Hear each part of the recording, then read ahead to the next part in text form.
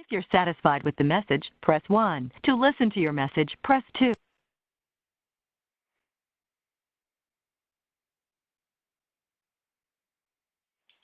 All right, Kate, are you on the line? I just want to make sure you're unmuted at this time. I am. Can you hear me? Yes. And Meredith, I'll go ahead and unmute you as well. So good morning, everyone, or good afternoon, depending on where you're located. This is the December 3rd learning session for the Pediatric Readiness Quality Collaborative.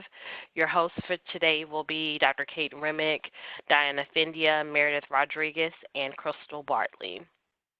If you haven't done so already, it would be great if you tell us your name and which hospital you're representing today in the chat box.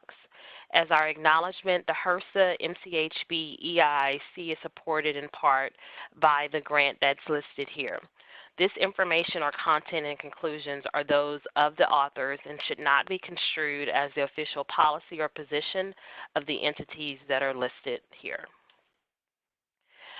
We also like to acknowledge that this continuing nursing education activity was approved by the Emergency Nurses Association, and it will award 1.5 contact hours for your participation today.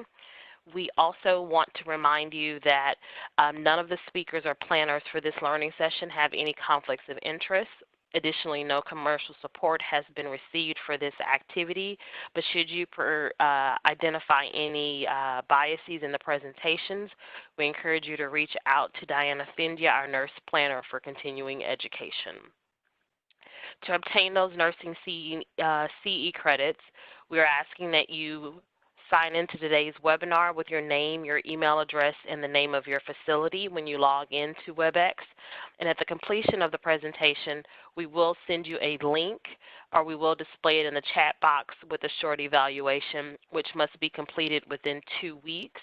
And then within 48 hours of receiving your evaluation, your certificate will be sent electronically.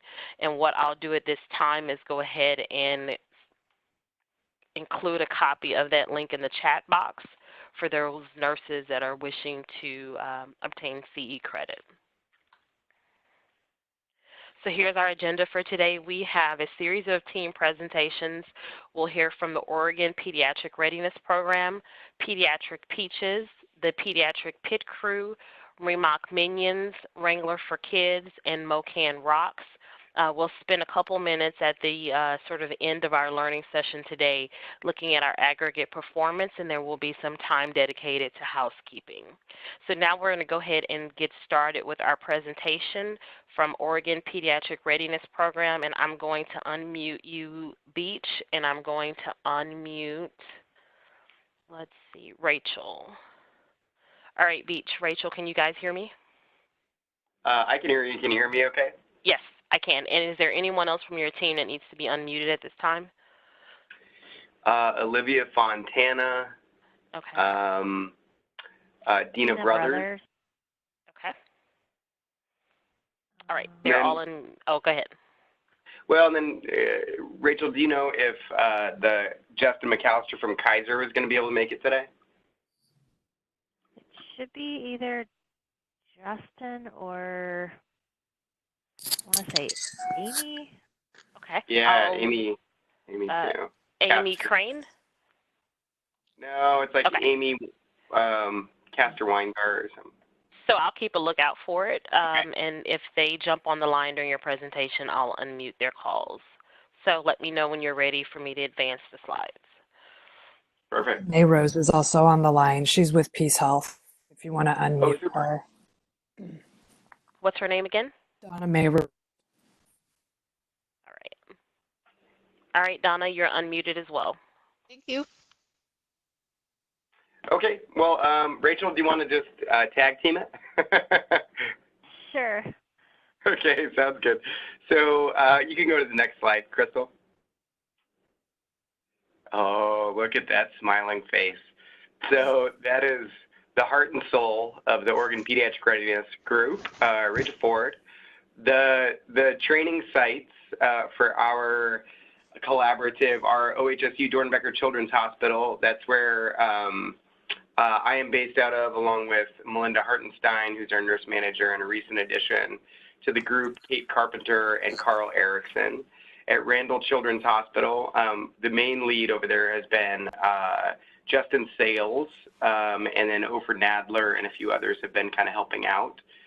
And then Oregon EMSC, the main representative from that group is Rachel Ford, who keeps the trains on time and helps us keep this whole project afloat.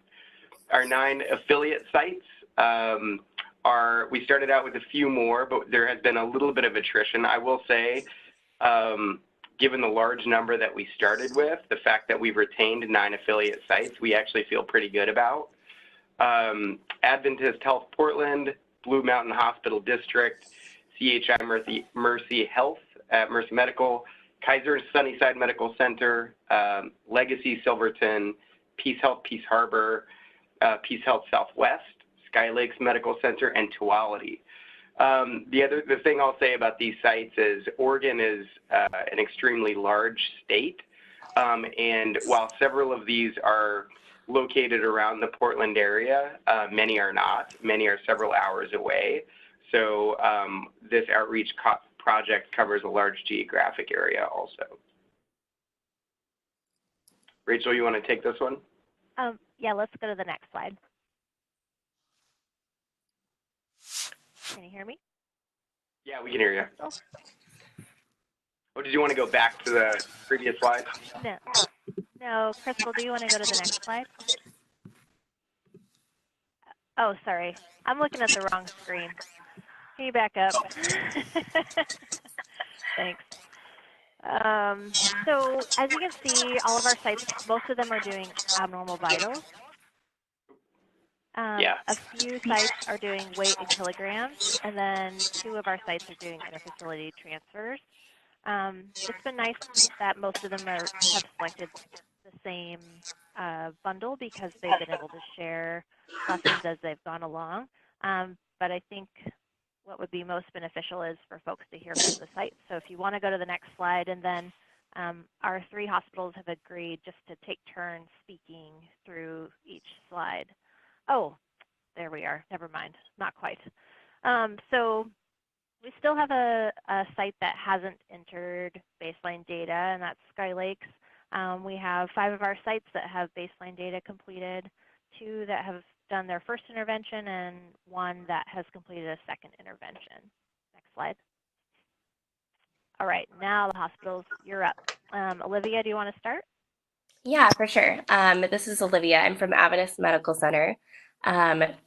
Currently, when we just finished our baseline data a few months back, and then we were working on kind of gathering a pediatric committee together so that way we could create some sort of implementation in order to start our bundles.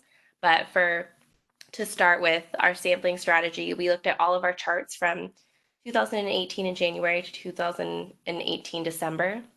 We collected all of them into an Excel file, and then at that point just created a random number generator to make sure that we got 30 baseline that were very varied from the other ones.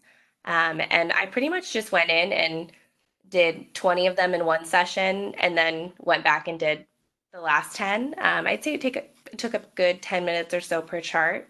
But kind of resulting from that, we had noticed that a big theme was a lot of the time we don't really assess, or at 40% of the time we assessed pain included in all vital signs, meaning that they used the appropriate pain scale for an infant. So not saying that it wasn't assessed, but that maybe they didn't use a FACES scale or a modified FLAC scale or a FLAC scale just to make sure that pain was documented. And then that our other trend was that not always the blood pressure was captured on every chart. So those were kind of our 2 themes that year.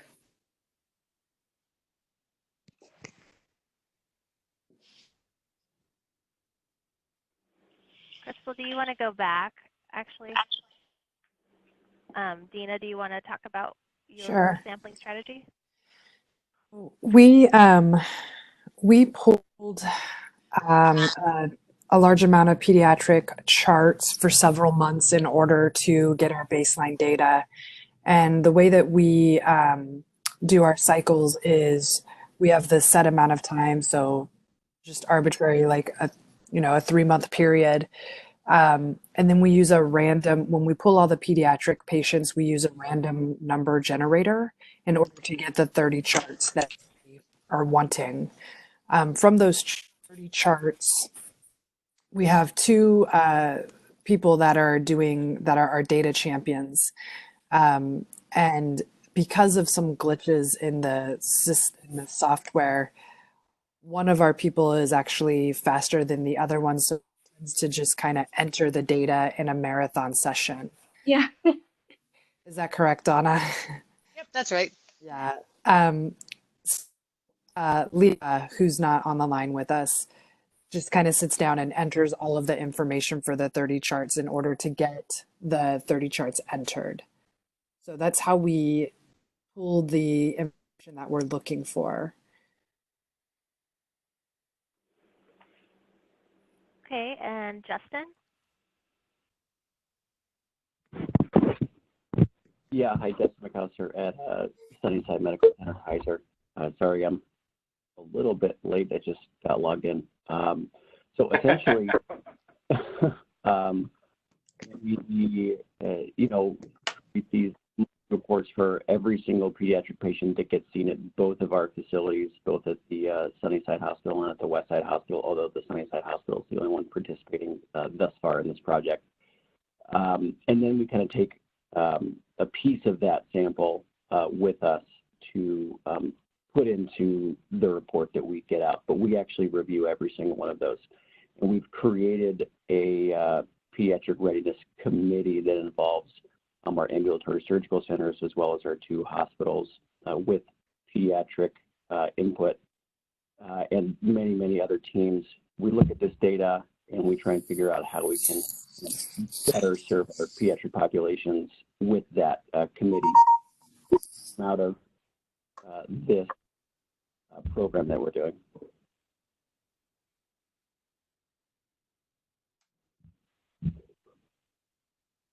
Super. Next slide, Rachel, you think?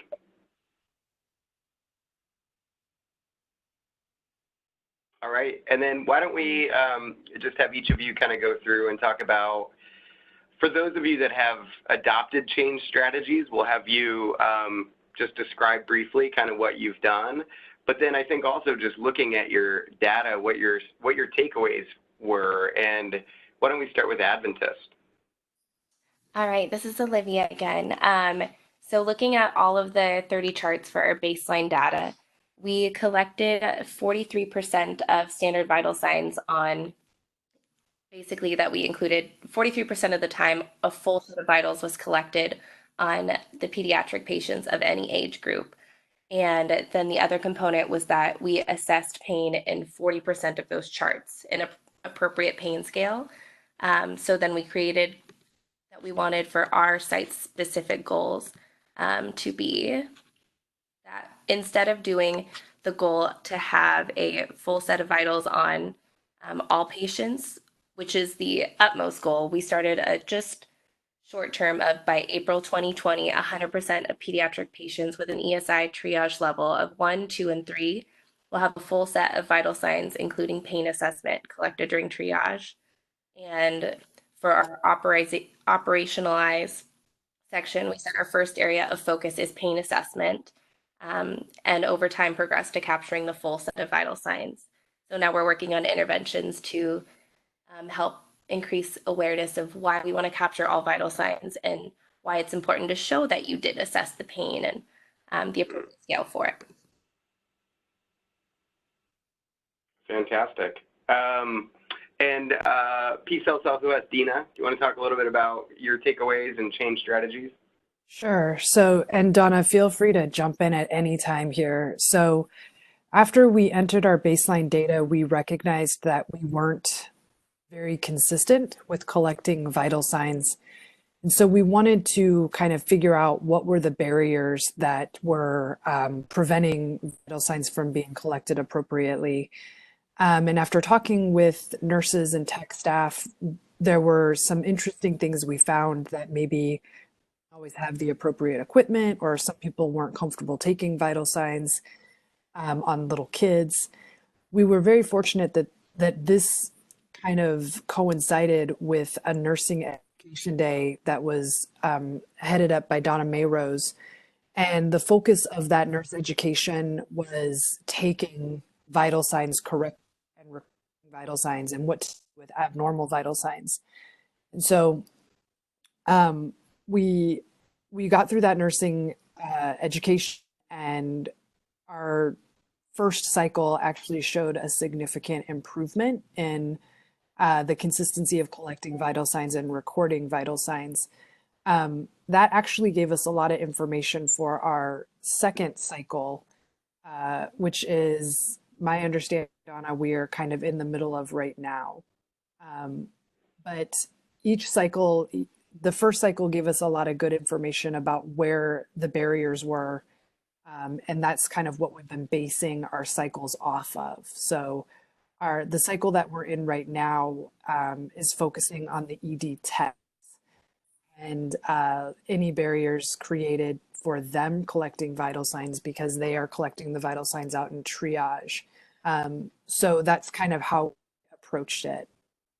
This is also kind of our involvement in this group created another group in our emergency department of pediatric champions. And from that group, we had some individuals that made up badge cards that had normal vital signs on them for our kids. We handed all of those to the staff so they could put them on their badge, the badge holder thing. So they had a quick reference for what was normal, what was abnormal, what needed to be, recorded and brought to a physician or to another nurse if they were a tech. So it's created a group within our department of what we're calling pediatric champions that helps kind of guide the new nurses and new techs. And also, I just tag on, Dina, it also spurred whole pediatric procedural cart. The tags have been requested by our new medical residents that have come through, the family practice docs that are coming through, requested it at the last PALS class. So it's the formation of the PEDS committee with the PEDS champions has been a super great addition to our team here. Thanks, Dina and Donna. Justin, do you want to go ahead and talk about what you found in your baseline data? Yeah, and I also have Amy Kessler-Weingard, who is our data guru, on if she wants to speak a little bit more to the data collection and stuff. I'll just tell you what was surprising to us was that we had a lot of missing weights, like 13 to 15% of our pediatrics, and kind of this bimodal distribution of young and older kids. And then we also saw a lot of medication errors, nothing significantly dangerous, but things that were definitely out of whack because we were using weights from multiple weeks ago or a year ago, and nothing was new. So we went from about 13 to 15% weight missing and medication errors to down to about 3% at our Sunnyside Hospital, which is our bigger place. So that was definitely a little bit of a takeaway from us, and I'll let Amy say a little bit more about the data if she would like. She's unmuted.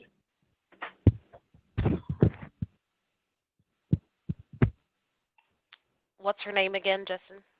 Yeah, Amy Kessler-Weingard, but oh, sorry about that. Give me 1 second. Yeah, and then one of the, I'll at least keep talking so we don't have dead air, but one of the change strategies that really helped the most was we have a nurse who actually gives individual feedback on each chart that's flagged with a missing weight. And so the individual nurse who did not weigh that patient gets individual feedback as to the importance of doing that. And that's been incredibly helpful, and our stats are posted, so there's no hiding. So I can see that Amy is online, but she's not her WebEx is not connected to her phone. Do you happen to know the first couple digits of her area code? possibly? It's almost 503 or 971. Okay. But I think, yeah, and if we can't get her, that's I think that's okay, because I think the things that I said are pretty much the big stuff. That individual feedback was very important. Also, we have a nice healthy rivalry between the two emergency departments in our region that are Kaiser's and our Sunnyside Medical Center, which is our big one, which sees about 6,000 kids a year at a non-pediatric, non-trauma center. We're competing with them, and now we're back down to essentially where they are at about 3%. So that's been pretty helpful as well. Yeah, so the feedback, good question. The feedback was given typically in person, sometimes via email if they weren't immediately available. Can you guys hear me now? Yeah. Welcome. Good morning. This is Amy. Hi, Amy. Good morning. So the feedback, it is given in person, but we also talk about it at huddles, at our daily huddles, and then we send out a performance email to everybody. This whole project has been fabulous for us because it has really spurred data collection for pediatrics, which we never had before this project. And now we have developed reports that we run monthly, and we get all the pediatric patients that have visited the ED.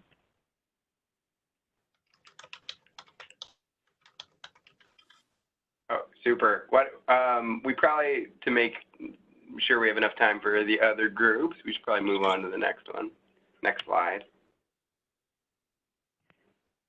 Yeah, so let's see. Justin and Dina, do you want to talk a little bit about what has worked well with your teams and delegation?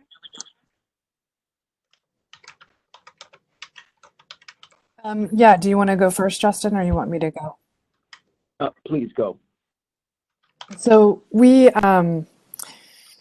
as far as our team for this project, we have 2 data stewards, like I said before, and we kind of regularly check in to talk about what's been going on. Since most of the education and the policy review has been nursing so far, a lot of that has fallen on Donna Mayrose. But one of our interventions will be a discussion with physicians, which I will facilitate when the time comes. Things that have been challenging for us is kind of instilling the importance of having vital signs on patients that are appropriate to have a full set of vital signs. So that's been, it's involved reviewing the PSI system and the triage system and who is required to have vital signs and those kinds of things. And one of the challenges has been we've had a lot of new nurses and new techs come in. So there's been a lot of kind of education and re-education in order to really support the whole project and process. Justin, you want to go ahead? Yeah, and you know, with our team, we've been really fortunate to have a really nice, well-rounded team, including pharmacy and our ER techs, our nurses. Our nurses really take the biggest lead on this. Both of our sites are very involved in this project and with our Pediatric Readiness Committee. And we have a few nurse champions who are very involved in doing chart reviews, individual feedbacks, and things like that. So the teams have worked really well. It's taken a lot of the work off of my plate, and Amy has done a majority of the work with the data collection and presentation to us, so that it makes it much simpler to make our changes and to see what we're doing well and what we need to do better. Thank you. Olivia, do you want to talk a little bit about what's worked well for you and any challenges you've had? Yeah, I'd say the biggest challenge has been an interesting amount of turnover, as we all have in the past couple of years. But for this time specifically, we had a point where we had a management team leave towards last year, and then a new manager came in. So then for a short period of time, we didn't really have our pediatric committee. And our manager was Denise, that's been working with me on this project. And for a while, it was just us two. And then unfortunately, she left as well. And we currently are in a point of we don't have a manager at the moment. So it's been a lot of, I worked as much as I could with Denise while she was here to make sure we at least got like the initial facets of this initiative started. And then we've been really blessed as we had an entire complete physician turnover, that we were able to get our pediatric committee back and running. And now we have like 6 or 7 people in the group again, which has been amazing. And we have been able to recruit one of our awesome physicians, Bryce Edwards, as of in the past couple weeks to be a part of our pediatric committee.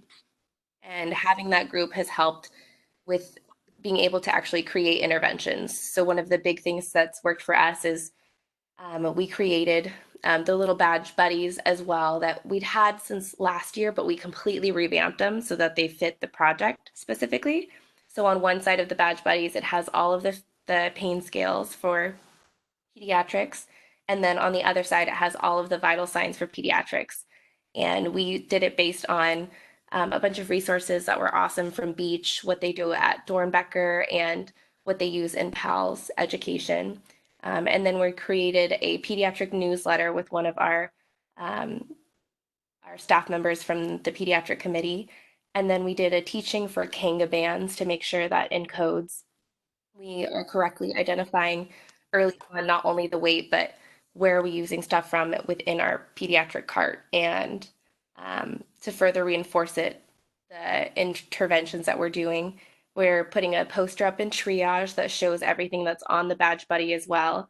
But that way, when the nurse is putting in all the data or pain assessment and vitals, that they can refer to that as well.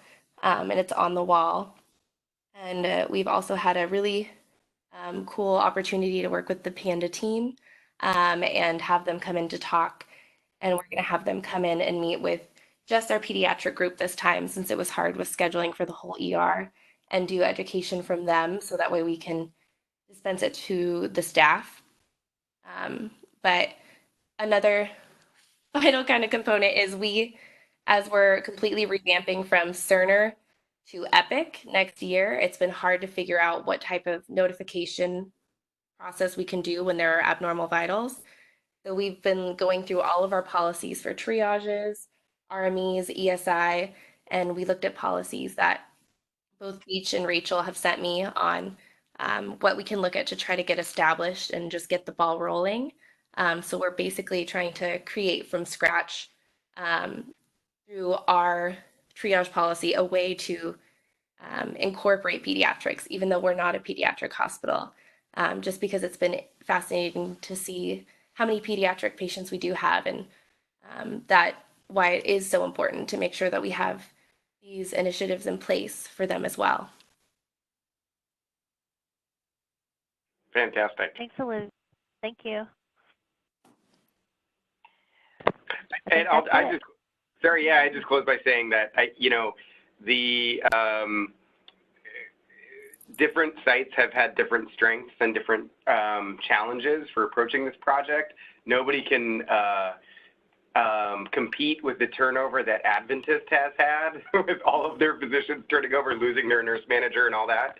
And I think what the progress that each of these teams made shows you is that if you have a few core people dedicated to the project, you can make good progress. The Kaiser Sunnyside and Peace Health groups have done amazing work, and Adventist has done fantastic work given their challenges. So we've just been really impressed by all the participating sites.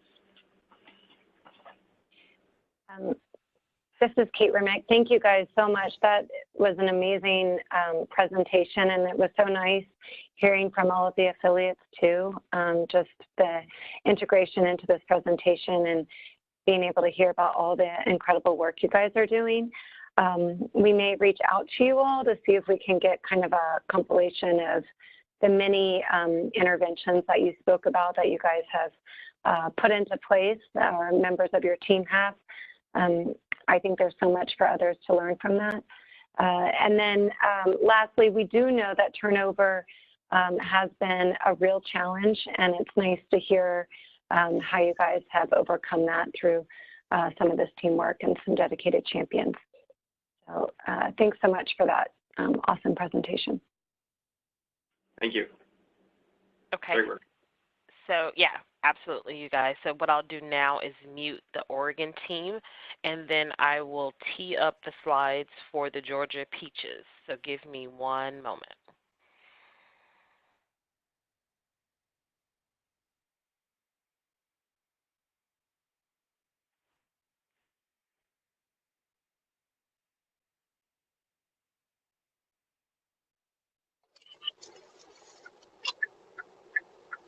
Okay, so I've currently unmuted Natalie Shelton and Norma Campbell from Georgia. Is there anyone else that I should be unmuting at this time for Georgia? Can you hear me? Yes, I can. Okay, great. I believe it's just myself representing WellStar. I'm not sure if Norma is going to join in this conversation, but please forgive me. I have a horrible cold.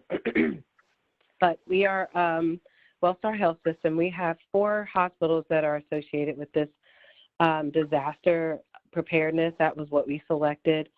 And you can go on to the next slide. So we'll start with our Kennestone Hospital, which is one of our largest pediatric EDs. We are a community-based hospital, so we are not a pediatric hospital, which makes us a little bit unique in how we have been going about this process. We held our mass casualty incident at Kennestone Hospital in July of 2019. We had over 20% of our population of the drill were pediatric patients. All the different patients had all different levels of injuries, ranging from red to green. And the drill lasted approximately 2 hours.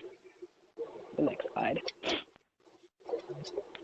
Some of our barriers that we found were the reunification with parents. So once if I could back up just a little bit, once we had the drill, once it began, we had issues with Epic. We were initially trying to triage all the patients and register them through Epic, and we realized that the computer was way too slow, and we weren't able to keep up with the volume of patients that were coming through the disaster zone, I guess you could call it. So we had to then move to packets, which helped the process a lot faster, but then we kind of lost our kids in the process. So we had children that were triaged as a green, but their parents were a red, or may have been sent right back to surgery, and we had no way of tracking the parent and the child and keeping them together. So in our debriefing, we realized that we needed a reunification process for parents and children. We needed a designated area specifically for children. This was a mixed community for the disaster, so we had kids and adults all mixed in together. The triage area, again, was not pediatric specific, so we had adult providers seeing kids, adult nurses seeing kids. And then also, once the child was discharged, or the parent was discharged, we had a hard time reunifying them, because the pediatric ED is on one side of the emergency department and the adult side is on the other. And so once they were discharged, we had nowhere for them to meet up and to reunify. Okay, you can go to the next slide. So our next steps after we went through this drill, we've also had a couple of tabletop drills with Paulding, which is another one of our hospitals that has a pediatric ED, is to develop a reunification plan, develop a tracking method for all of the pediatric patients, and also to get child life involved. In a process such as a mass casualty or some type of disaster, it's very easy for children to become stressed. We also needed to discuss the nonverbal patients with children who don't talk and children with developmental disabilities. So those are all things that were identified when we sat down after our mass casualty event and said, hey, we need to, figure out a plan on how to reunify parents and the child and what to do with children with special needs. Let me go to the next slide. And so it's a very, very short, we've had some turnover too in management. We have 4 pediatric EDs through our hospital system. We have 11 hospitals, and we have, all of those hospitals have an emergency department, but we have 4 that are specific to the pediatric EDs, and so those are the 4 that are affiliate sites. And I did see a question that popped up and asked if we had child life specialists. We do have child life specialists at Kennestone Hospital, which is our big hospital, and we have one at Cobb Hospital, which is our other affiliate, but we do not have them everywhere. Our goal was to work with them to create these bags of goodies for when kids are in situations like this, and just disperse them at all of the hospitals. Any questions from the group? We're very, one of our biggest challenges is that we are trying to get policies developed. We do have like a very large mass casualty policy book, but very little on pediatric patients because we are such a small population in the hospital. We're less than 1% of the hospital, especially from inpatient, we're less than 1%. But outpatient, we see it's over 70-something thousand children a year. So we are really fighting to make sure that we have all the resources that we need and policies that reflect what the work needs to be done in the event of a mass casualty or disaster. There was a question that came up in the chat box about where the child life specialists come from. Are they from the community, or does your hospital have child life from specialists? From the hospital. Yeah. They're in our hospital. They're assigned to Kennestone and Cobb right now. So 2 of the 11 hospitals have child life. And then there was another question about how you recruited volunteers, kids, and parents. That actually our director of, I can't think of her actual title, and forgive me, but she deals with all of the disaster and project management regarding that. She went out in the community and was able to gather up, I want to say it was over 150 volunteers. Makeup artists came and really made it lifelike.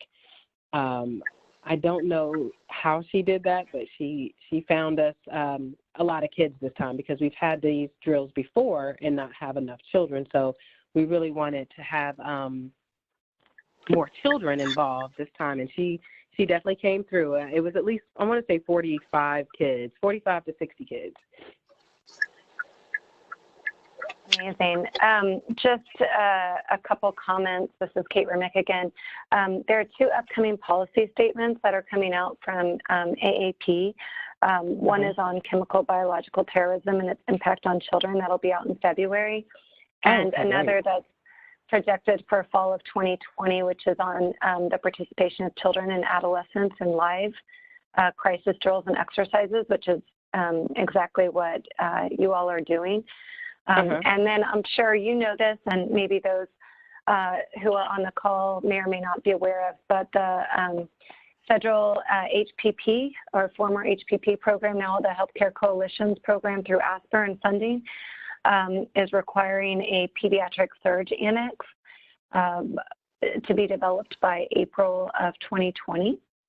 So many states are currently working on this, and I think the work that you all have been doing would be extremely important for your state, and it may be worth even looking into who in your state is the grantee holder for the Healthcare Coalitions program, so that you could reach out to them. And another thing too, I forgot to add, Peggy Millinor, she's the assistant nurse manager for Paulding's Pediatric ED. They did a tabletop drill a couple of weeks back, and one of their challenges was with Epic. And so now we're working with Epic to integrate, because they have a disaster build already in Epic. And so now we can use that and work with the electronic medical record to keep track of these patients. So that's something that came out recently, that we'll be able to utilize Epic once we get past that paper part.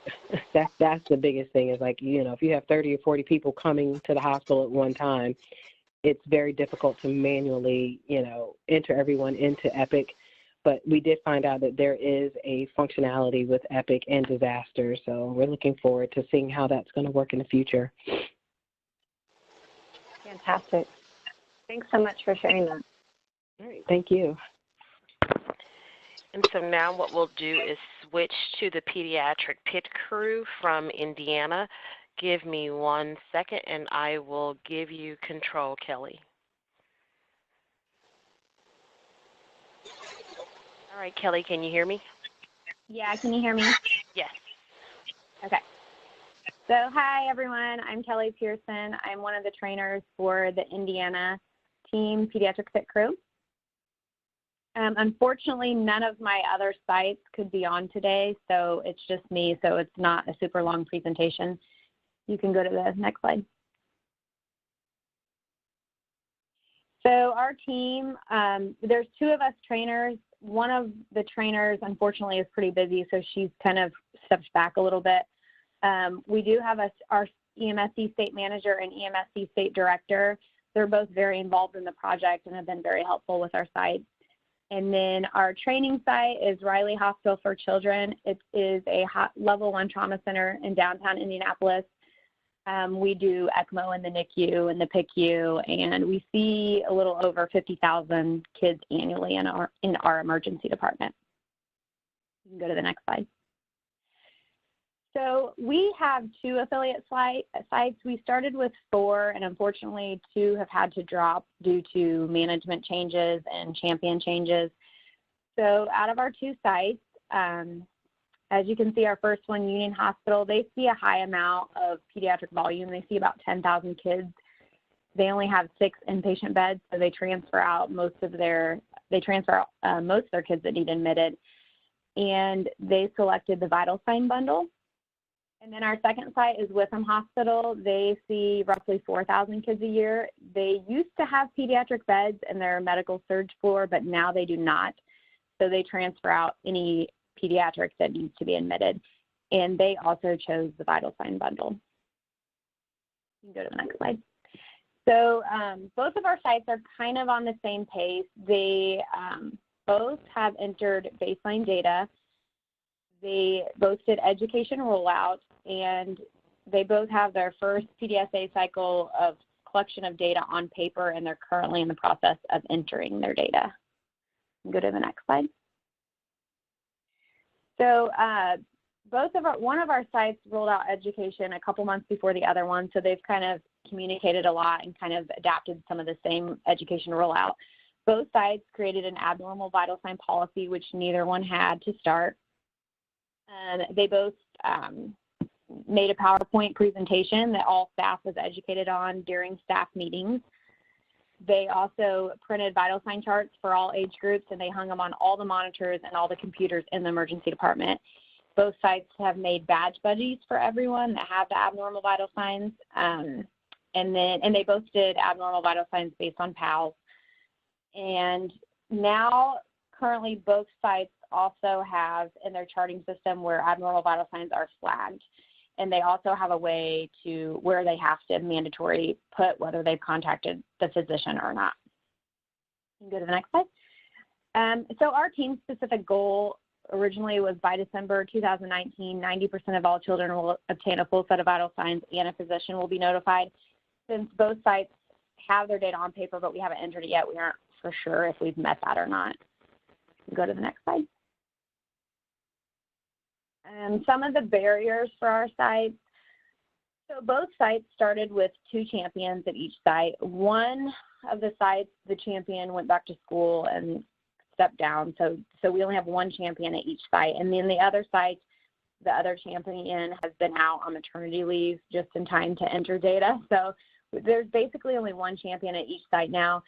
One of the sites, they aren't paying them any extra to do this project, and they aren't giving them any extra time. So she's having to do all of this work on her time when she's actually staffing the emergency department. And then our other site, she's part of the management team, the champion, and she is just doing it on her own time on the weekends and things like that. We also have had a change in champions and change in ED management, which has kind of been a struggle for both sides.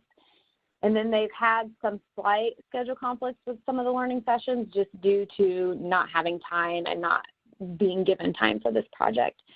And then some of them have watched some of the recordings, but I know one of our sites is just a little behind on those because, again, she hasn't had time. And I think, you can go to the next slide, but I think that that's all that we have for our sites. Fantastic. Thanks so much. Are there any questions from the group that they'd like to add to the chat box? I have one quick question. I don't know with your affiliate site where your champion is not being paid for any of their time, is there any hope that by sharing some of this work and the impact that it's having on children there, that there would be potentially support in the future to protect time dedicated to this work? Yeah, we're actually reaching out currently. Dr. Weinstein, our state physician, she has a good relationship with these hospitals, but we're actually reaching out to some of them in Hyatt management because technically when they signed the letter to do this project, they were supposed to support staff. And so we're trying to get that figured out currently. But I would think so. I mean, they're very, very motivated sites. They have their managers and directors on board. They just have turnover in staff. They're short staffed. It's kind of like the same thing with most of the hospitals in Indiana currently. So we're working on it. Well, it's helpful just to hear about it, and I think helpful for others to learn from that work that you're doing.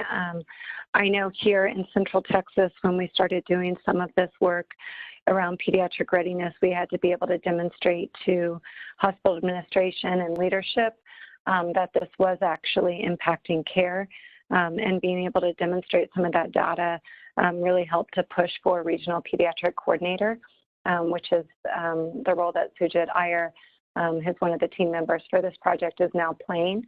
And it's because of that. And I think as we begin to move towards sustainability of this work, we need to think about how to better bring in healthcare leadership into the fold, bring them to our meetings. Even if it means nothing at the beginning, I think just hearing about the work that you all are doing will bring credence to it. So thanks so much for sharing that. Thank you. All right, Kate, next up we have the Remoc Minions, and I do have Diana Yan on the line. Diana, can you hear us? Yeah, I can hear you guys. Okay, and is there anyone else that needs to be unmuted from your team? Yeah, Amanda Loss and Amy Crane. Okay. Amanda, I can see that Amanda's not linked in the system. Do you know the first couple digits of, oh, I see it, 847. Gotcha. Give me 1 second to find her in the system. Unmute. All right, can you hear me, Amy?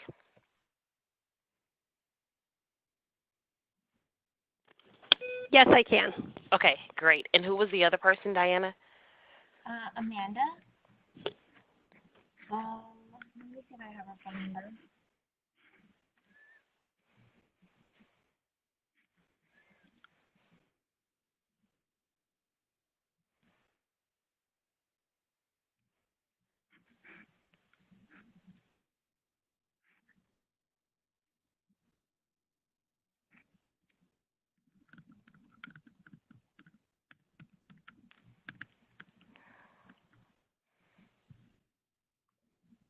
what we can do, let's see, did she disconnect? No, she didn't connect to it. Do you happen to know her area code by chance? Oh, no, I don't. Okay. So if you can hear us, please go ahead and just enter your area code, and what we'll do is get you unmuted. And then do you want to just go ahead and get started, and we'll wait to hear from her? Yeah, start. Okay. All right, so I'm Diana. I am one of the trainers for Team 11. So this is our team. Our EMSC manager is Emily Williams, who helped us a ton with getting sites initially recruited.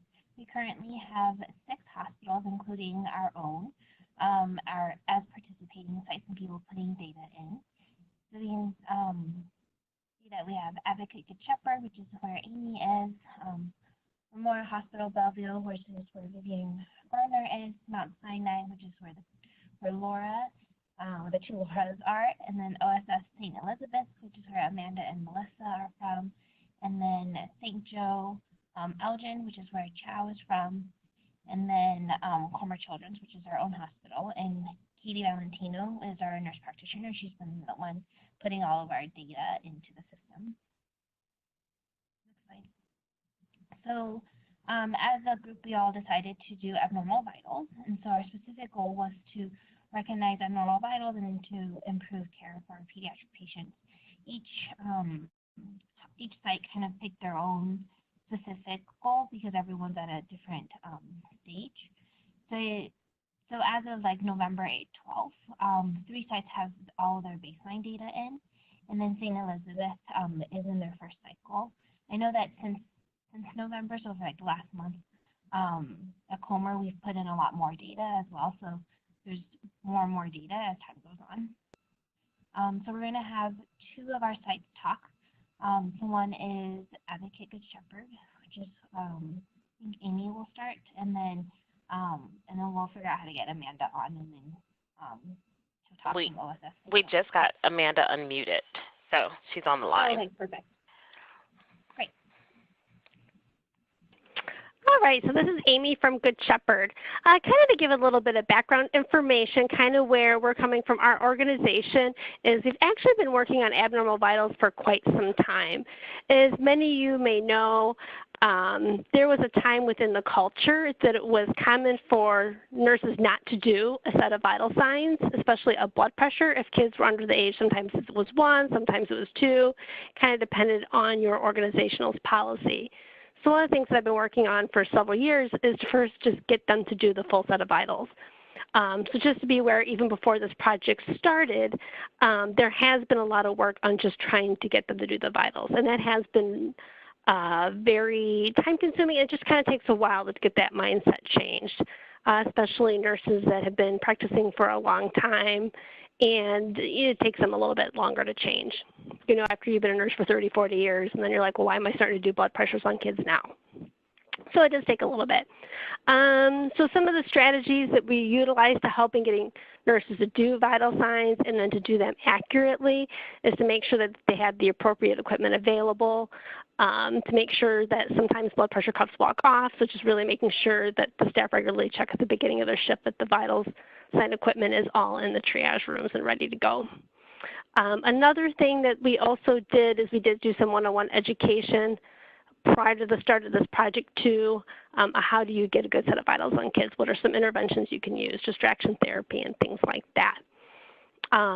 So for our first PDSA intervention strategy, we did institute badge buddies, which are probably very common to what everybody has, you know, following the PALS guidelines. And then we have like fluid bolus information and stuff on the backside for that. And then we did have Care Connection. And for that, we did have electronic alert system. We just switched to Epic about 6 weeks ago. And there is an alert system on that. It is more of just a color change for us. It's not particularly robust. Another thing that we really have also done in the case studies, even kind of started also a little bit before the project, is when we do have these good cases, to bring those, a lot of times we'll review them at the staff meetings, and even kind of like really put the presentation up there for the staff, have a look at the vitals and say, what does this mean? What I have found a lot of, and I'm sure everyone kind of sees this, is really with electronic medical records. A lot of times nurses are just promoting or auto-putting those vitals in the computer. And they're not always really looking at them and saying, what does this mean? What is this telling me? And really kind of thinking about that. We've become very task-oriented. Next slide. So a few of the challenges we've had is really the culture team. That really was very time-consuming to really get staff kind of over that mental hump that it is important to do a full set of vitals on kids. And again, that was the challenge too. They've just become very task-oriented and not thinking about what they're doing and why they're doing that. And of course, staff turnover. As far as successes go, we have a very supportive physician and nursing leadership here. Staff members are engaged. You know, they do come to the education with the intent to learn. The badge buddies have been very helpful. Case studies, that's been a really big one too. You'd be surprised. Even kind of an example, we had a patient quite some time ago that came in that was hypothermic that actually ended up having an undiagnosed cardiac anomaly. You know, so that was a good case, like, okay, so what did this mean? What did it make you think of? And then we do a lot of one-on-one conversations. So if they don't do a full set of vitals, then I'm usually following up with them myself and having that conversation. And really what's really helped also drive having a full set of vitals and a blood pressure done on our pediatric patients is having Gabby's Law. And seeing that this is a required initiative in the state of Illinois, and you can't do the sepsis screening unless you have a full set of vitals. So that definitely has helped drive really getting a complete set of vitals. It's really rare right now for me to see a chart now come through and nobody's done a blood pressure, where, you know, before, you know, maybe 20–25% of the time you would see that. Next slide. And it really, I guess, really, it's be patient. It takes a lot of persistence to get that culture change and to get them to start doing the vitals. I don't have a whole lot. I actually have a lot of data, but it's on Excel sheets. I have to just get it into the system so that we can kind of evaluate it and see where it's at. But it does take a lot of persistence, a lot of patience to get staff to change their behavior and you know, to make that change of practice. And that last picture is actually just one of my pediatric hospitalists at one of our drills that we do every year. So any questions? Thanks so much. That's awesome work and great to see. Yeah. I'm not sure if... Yeah, I did see the one question about triggers and a policy. Now, one of the channels, we do have a policy, but it's a system policy as far as abnormal vitals, so it's pretty vague. It doesn't specifically say if you have this, you have to do that. You know, it's basically if you have abnormal results, you should tell the physician. I mean, that's pretty much what the policy says. And have you tried to work with your IT department around Epic to make the notification more? You know, it is a process. So one of the challenges that we have is we just merged with another organization, and we were told that we're taking their platform. So it's a little bit of a adjustment right now. I'm actually working on making our PEDS abuse screening better because that's not regulatory compliant at all for us in Illinois right now. And the vital signs are a little farther down on that. It's a bit of a struggle with the big system merger because we're like 30-some hospitals or something like that right now. So big changes like that would be throughout every organization on Illinois and Wisconsin side. Gotcha. So yeah, it's a bit of a challenge. Sorry, one last question for you, which is just, can you share Gabby's Law or some of the background? Oh, sure. I'd be happy to. So Gabby's Law, there was a little girl in the state of Illinois, I kind of forget what year it was, and she was undiagnosed with sepsis. She actually visited the ER 2 to 3 times. She'd been at a regular doctor's office, and it wasn't, nobody realized that she had sepsis. And I hate to say, of course, but she ended up passing.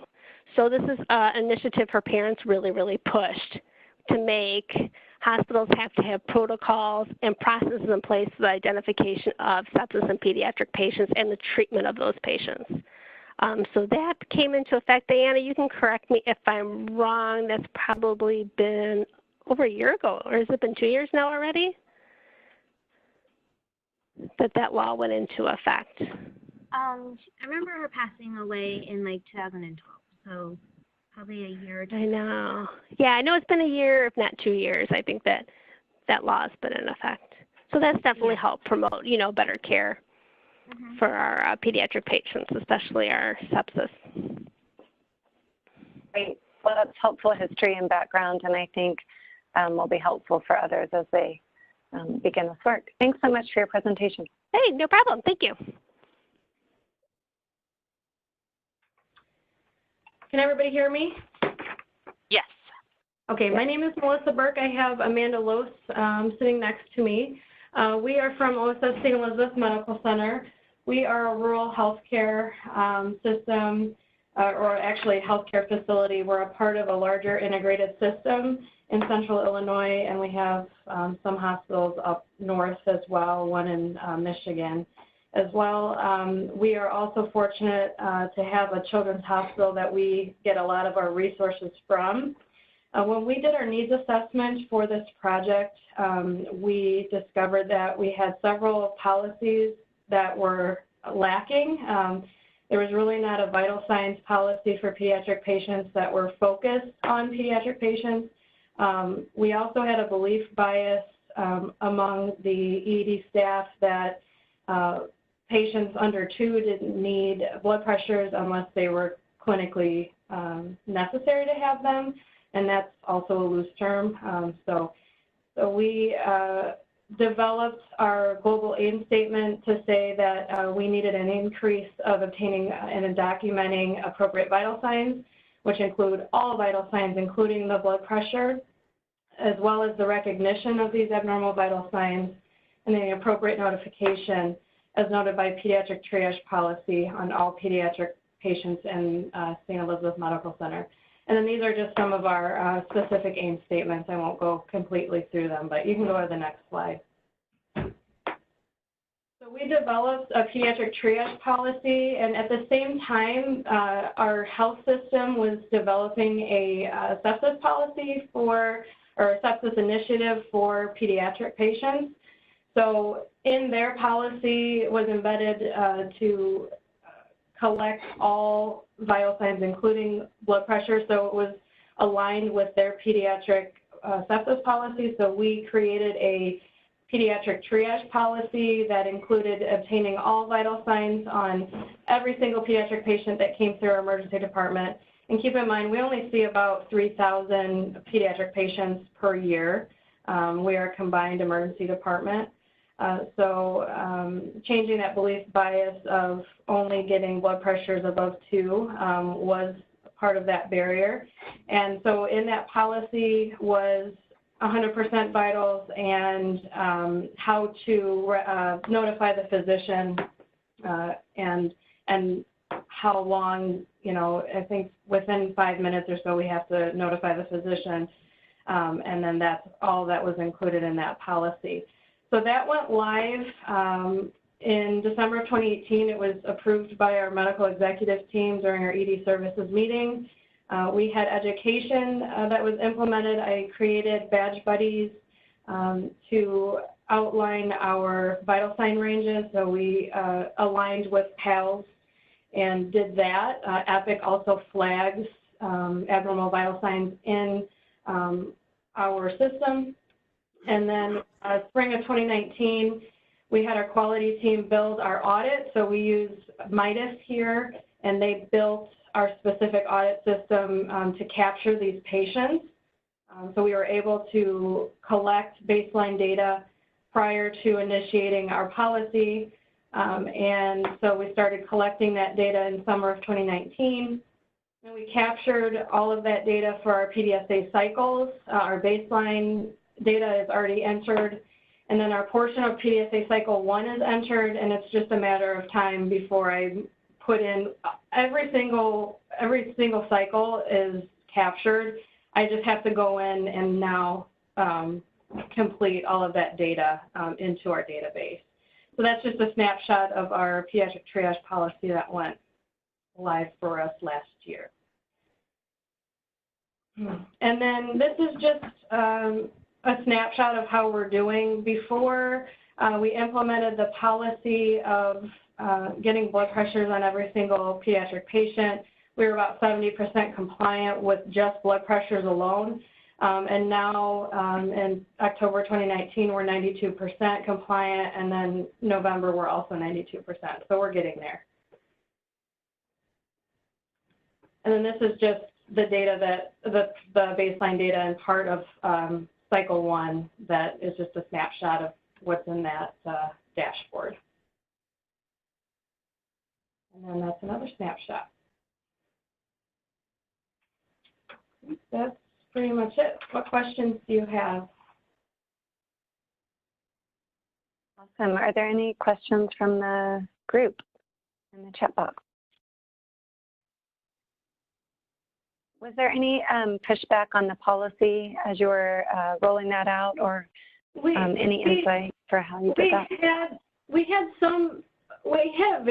have a very supportive leadership here. So it wasn't administrative pushback. It was more trying to align the pediatric triage policy with our sepsis policy that our system organized. So I had to be cautious of making sure that that information was aligned with our sepsis initiatives that we're rolling out as well at the same time. So I had to rewrite the policy about 3 times to make sure that we were aligned. So it was supposed to be approved probably back, I don't know, October, but I had to push it forward to December to be approved. So, but that was it. And did you end up holding any department-wide meetings to roll it out, or how did that work? Yeah, so we did constant education. So we have a small enough department where I can go one-to-one with, and I work on the floor as a charge nurse. So I go to each staff member and go through. We also had a binder with all of the policy. And then during our unit meetings, we educated as well. We had a PowerPoint, and then I had every staff member sign off after they were educated. And then we have one-to-one. I audit pretty on a regular basis, weekly basis, and give one-to-one feedback to our staff. Excellent. Thank you for that.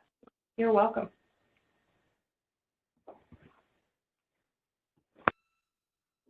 Okay, so we are currently about 28 minutes left in our learning session.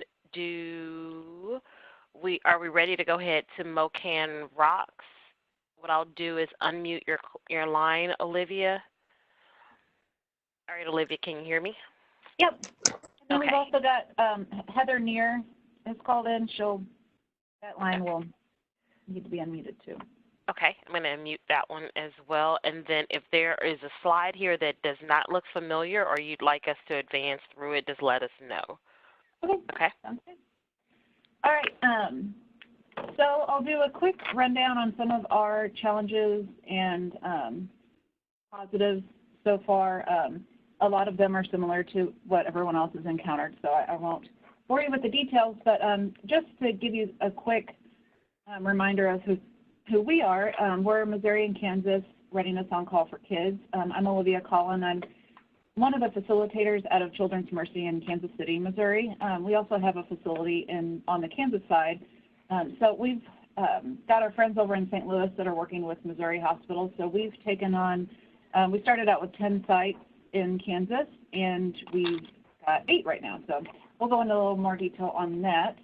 So as far as some of our challenges, we've definitely had some time constraints, a few technology issues we've had to overcome. Communication, we all know, is key and can also be a definite challenge, and then turnover, just like everyone else has. So distance, since we're clear over actually on the Missouri side and some of our teams are way over on the west side of Kansas, it's hard to do some in-person visits. But I will say that the time we've spent out at those hospitals has been just great and definitely worth our time. It's just hard to plan for those, especially when you're trying to fit in a couple of days since you're traveling so far and you don't know how long you'll spend at each hospital. So we've definitely had some barriers there, but have learned from it. We've also had a ton of great ideas come out of the collaborative that have just kind of a challenge finding the right people to work with us to get those done.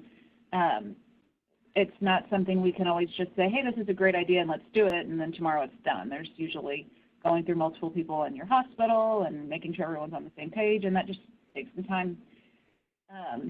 So we've been working through a few things like that. We've also had one of our biggest challenges, I think, that we've learned from has been having several different contacts as a facilitator site. And then our affiliates usually go through me just because I'm their primary contact, and we talk pretty often. So then I'll disseminate information, say they need a policy reviewed by maybe a physician. So then I'll take those policies from them and get them to the physician. And then you got to give them a little bit of time to review. And then if you don't hear anything, you follow up with the affiliate sites and see if they've gotten what they need. And if they haven't, you have to go back and talk to someone else.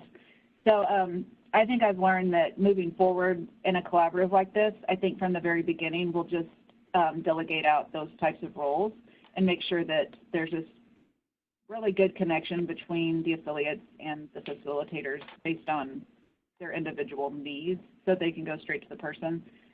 So there's not so much middleman trying to make sure everyone has what they need.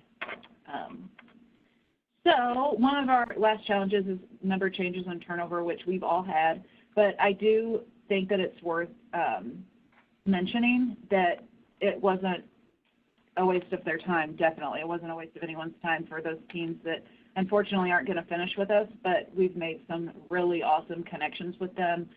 Even changes and turnover on our end. We've added some new members to our leadership team here at Children's Mercy that have made some great connections with our hospitals out in Kansas.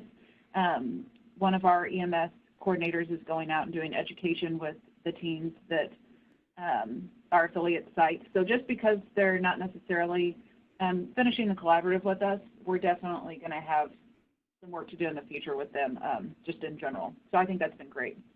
Okay, you can go on to positive. So even some of our challenges had lots of positives, as you could tell, with Laura, with our education piece. And really, the other thing that I think is kind of cool to look at is just sitting back and, you know, we've all gained knowledge from this, definitely, but thinking about new doors that's opened. You know, maybe I've contacted someone in my hospital that I wouldn't have talked to before to get some information on a policy or make a connection there. And then they've given me knowledge for something else and kind of open another door in my facility. And I think that's happened with our affiliate sites too. So I think that's really great and a definite positive that we all need to appreciate from this. Our next slide is, I'll go ahead and let Kelsey speak with you, and Heather and anyone else that would like to speak from Advent Health. Yeah, this is Heather. Sorry, I've got a cold to my voice. Kelsey had to step out for something else. But so we had some great positives with this. We took on 2 bundles at the same time. We did the weight in kilos and did the abnormal vital signs. And sharing with kind of like what everybody else has done, we started our baseline data as of January of this year. And we see about 60,000 patients a year, but about only 21% of those are pediatric. So we were able to extract a large volume of pediatric patients. So I started doing the data entry as of January of this year and was able to put our baseline in. We started with our weight in kilos, and we have a system that always has to weigh in kilos, but what we weren't able to do prior was being able to make sure that everything that we weighed in always weighed in kilograms. And so we purchased new scales, and we were able to lock out our bed mechanisms that do weigh some of our pediatric patients, and everything in our department only weighs 100% in kilograms, so that we knew for sure every single time one of our pediatric patients was weighed, it was always in kilos. And so we were able to accomplish and meet our aim statement on that and completed that bundle way early in the initiative. We had those purchased by February of this year. Our next initiative was the abnormal vital signs, and that one has actually taken a little bit longer for us to accomplish. We did a lot of policy upgrades and changes with the help of Olivia and Children's Mercy, and reaching out to them with their policies and helping us integrate into our system on what would work best with us. And we did education to that in July, and have been doing, I've been doing monthly audits and entering those in the system, and would say that you know, since July, our increase in complete full set of vital signs with all children, we have a cutoff at 3 years old unless they're of a critical nature, and went up from, we were doing it almost like 0% of the time to we're now at over 95% of the time. And so just from July to now, we've made a huge improvement with that. The other piece is that we've also been able to identify the abnormal vital signs and notification to our physicians. Our computer system does flag for abnormal vital signs. It was the next piece of, you know, did we notify the physicians, and are we documenting that we notified them, and things like that. So that's still a work in progress of making sure that we're at least hitting that documentation piece, that we did notify them. We did institute the badge buddies of them, like many of you have, for the PALS. And then also, we also did the Pews badge buddy so that we could identify the sepsis and work with that as well. And so that's been work, you know, people are receiving it very well. The nice thing is through this collaborative, we've not had any turnover, which has been fantastic. And so our leadership has been very engaged. I've been working very hard at getting things entered into the computer. I'd say my biggest challenge has been the database. It is not an easy database to go through and enter. It's very cumbersome and time consuming, and had a lot of challenges of it logging me out multiple times and those types of issues, and worked with some people to try to rectify that, but that had never came through. And I'm still working on trying to get charts entered and things like that. But that, I would say, has been our biggest takeaways. We're still continuing to work on, you know, improving that documentation piece that we've notified stuff, but our policies are in action, our education's in place. We started working on our third bundle, which was the disaster bundle, and we've already been doing disaster drills with pediatrics for years. But what we worked on most recently was the reunification piece. And so I feel like we've had a really good year of doing a lot of good things. So that's about it. Great, thanks. Our last slide is for Hayes Medical Center. Unfortunately, Kimmy and Tammy weren't able to call in. They had the stars just didn't align for them today. So I'm going to speak a little bit on their behalf. They've done a really impressive job, and it's so much fun to listen to them speak about their disaster preparedness. From the beginning of the collaborative, I would say, I guess we could call them green in all of the bundle areas except for disaster preparedness. So that's what they went with. But I'd say the biggest takeaway I can give you guys from this slide is recognizing that they went ahead and participated in the vital sign bundle just to ensure that they're doing everything correctly, and then actually found out that they had a few areas that they could improve on. So we were really excited that they were able to do that, and they've done some pediatric simulations since then with vital signs, and are going to continue to audit those vitals moving forward in their pediatric patients. As far as their actual disaster preparedness bundle, they were able to attend a class in Kansas where they really took away some good information about the reunification process, and potentially moving that just away from the ED instead of having an influx of parents come in and looking for their children. The other thing, whenever they implemented their mock drill, they realized that they really need a separate black zone for their pediatric patients with their own equipment. I know sometimes we think, okay, we'll staff, let's say, all the blood pressures together with all the different sizes. But if you have all your kiddos in the opposite side of the ED, then that's going to obviously cause you a problem. So they just needed to make sure that they had a specific pediatric supply cart. And then just moving forward with the reunification, I think we all kind of struggle with just making sure that when parents are picking up their kiddos, making sure that they really are their parents or legal guardian, and moving forward with that. So those are our kind of general updates. Wonderful. Thank you guys so much for sharing. I know we only have a few minutes left, so we're going to quickly jump on. If you have any questions, just go ahead and put them in the chat box and maybe we can address them at the end. Thanks. Hi there. Can you guys hear me? It's Angela. Yes. Great. So I will make this quick. We are the other Oregon team. We're WranglER for Kids, and that's WranglER right there. He is a dog that works with our child life specialist at the Children's ED at St. Vincent's, and he's there to offer support and just pediatric patients when they need it, and probably the caregivers as well. There is some information here, but I will quickly say that we are comprised of the 9 emergency departments in Oregon. We're all Providence hospitals. We are in Medford, Milwaukee, Willamette Falls, PPMC, which is Portland, that's on the east side. St. Vincent's is on the west side. They have both an adult emergency department and a children's emergency department. And then we have Hood River, Seaside, and Newburgh.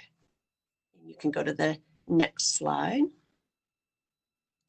Some of the challenges we've had, like everyone else, is multiple leadership changes and our PRQC champion changes. So I have spent a lot of time on what I would like to think of as the PRQC 2019 reboot, re-educating our new champion, or educating our new champions and our new leadership on what PRQC is, why we're doing it, and where we are at. So I think we are now, everybody is up to date, everybody has logins, and everybody is ready to go. But that has been quite time consuming. But with that, we do have some renewed enthusiasm for PRQC because we have all new people, almost all new people. So that has actually been a positive. So go ahead to the next slide. One of our gains is with Willamette Falls. They have actually incorporated their Bundle 1 into their yearly hospital quality plan. And that just kind of really showcases a way to make these changes sustainable. And they've been doing an excellent job with that.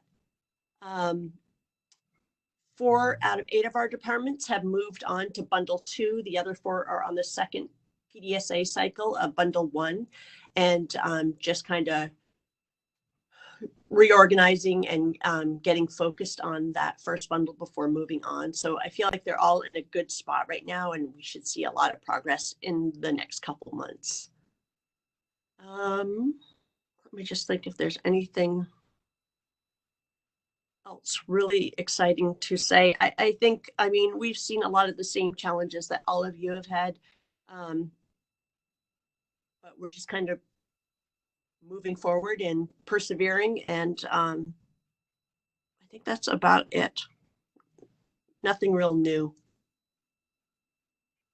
Angela, do you mind sharing just a little bit about how you garnered new support, especially since this was kind of the reboot, as you said, and you didn't have maybe the benefit of, you know, a global webinar to kind of introduce people to the project, and just kind of how you quickly, you know, provided some talking points or onboarded some of your newer champions? Sure. I mean, luckily, I think everybody has a place in their heart for peds, so it's not a hard sell. And all of these bundles are really, everybody can see the benefit in them. So that part of it's very easy. And the part that we've already started along this journey just kind of makes it, again, an easy sell. Just using actually the that notebook that you guys gave us in Austin to really showcase what we're doing, what the bundles consist of, and being kind of at the elbow support for the champions as, you know, the first time they do some of the data entry for those that needed it. Some took to it like wildfire. Others had, you know, they've never done anything like this. So they needed a little bit more help. And just my position here at Providence kind of lends itself to being at all the different emergency departments. So it's easy for me to be there or meet with them in my office, whatever is easiest, to really give them that one-on-one time if they need it. And I think that has probably been the most successful thing that I've done. And I know that that's not necessarily realistic for a lot of the teams when you don't have somebody that works throughout the region and all the hospitals the way I do. Perfect. Well, that's really helpful. Thank you for sharing that. Mm-hmm. I think we just have a few more minutes. So, Crystal, I don't know. Do you want to turn back to the next Sure. slide? So we are planning deep dives in 2020. There have been over 5,500 charts entered. So round of applause for that. We know that you all have been working very hard to enter that data and to really understand more about what your hospital has been doing. So kudos to that, and we'll be sending messaging soon. The other piece, Kate, do you want to touch on the AVS policies since we have a little bit of time? I don't know that we have enough time to do these a lot of justice. Okay. So if there are policies that you all have that you'd like to share, that would be great. Otherwise, we can jump into the next learning session. Okay. Please remember that for the November newsletter that's been sent, share it with your emergency department and your hospital leadership. A reminder to the training sites, remember that you should start working on your final site visits. You will be completing the PEDS Ready assessment one more time for us affiliate sites, do some sustainability planning, and we hope that you are celebrating your successes. If you have a physician that's interested in obtaining maintenance certification credit, that opportunity has been extended to the end of April. And don't forget, nurses, that you can receive CE credit for today's learning session, and the link is included in the chat box. Here you'll see the dates for our 2020 learning sessions. We are hosting another session on January 28th, which will be just a very brief team update from all of our teams, but we'll do a deep dive into the data. We'll look at our aggregate data and see how we're standing according to our goals for the collaborative. In March, we will have another set of team updates, but then the final formal presentations will be on April 7th and 28th, and we're encouraging you to include your hospital leadership. Any questions for us before we end the call? You can put them in the chat box. And if there isn't anything, happy holidays, everyone, and we hope that you have a safe holiday season. We'll stay on the line for a few more minutes if anyone has questions. If you don't, you know how to reach us for sure. If you need help with policies or templates, things like that, we can help to direct you to those resources. Really incredible work that you guys are doing.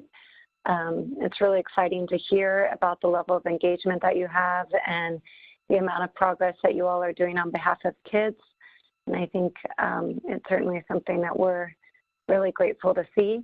And we do wish you all a wonderful holiday season and New Year before we're back at it in January.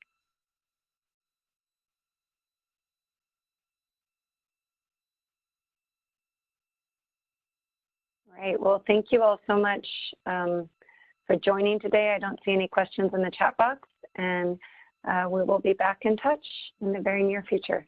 So take care.